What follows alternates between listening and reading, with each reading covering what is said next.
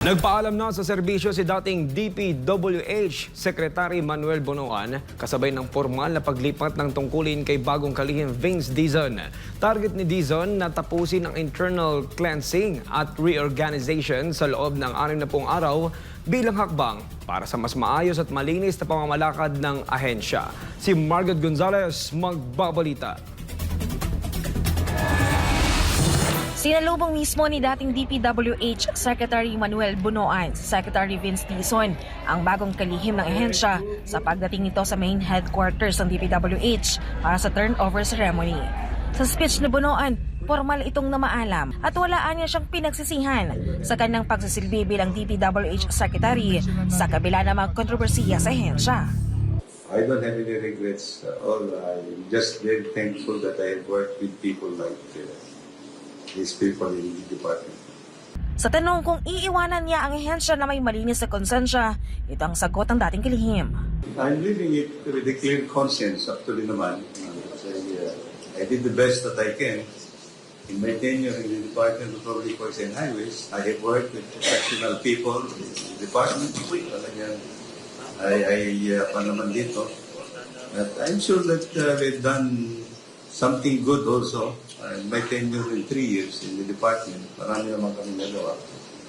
Tututukan naman daw ni Secretary Dizon ang internal cleansing at reorganization sa loob ng 60 araw. Una na niyang ipinag-utos ang courtesy resignation mula sa top to bottom ng mga opisyal, kasama na ang mga regional directors at district engineers. There are the vast majority of the people in DPWH are good people. They're talented people, they're honest people, they're hardworking people. I have worked with some of them during the course of the past several years, and I can attest to that. But in any organization, there are problematic members of that organization. No, there are bad eggs, si Sec Manny.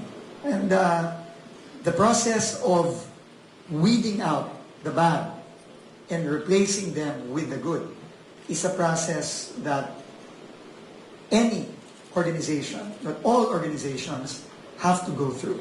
Tutulong din ang DPWH sa investigasyon sa bubuoing independent komisyon na nakatutok sa investigasyon sa mga anomalya sa proyekto. Bubuwagin ni Dizon ang Anti-Graft and Corrupt Practices Committee ng DPWH na binuo ni Bonoan para imbestigahan ang mga anomalya sa ahensya. Ayon kay Dizon, hindi naaangkop ng mismong ahensya ang gagawa ng investigasyon.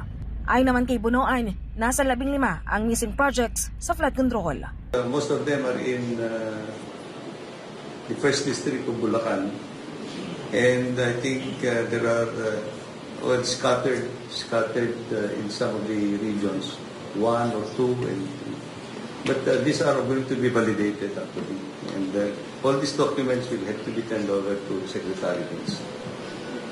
Para sa Diyos at Pilipinas, Kumahal Mark Gonzalez, SMNI News.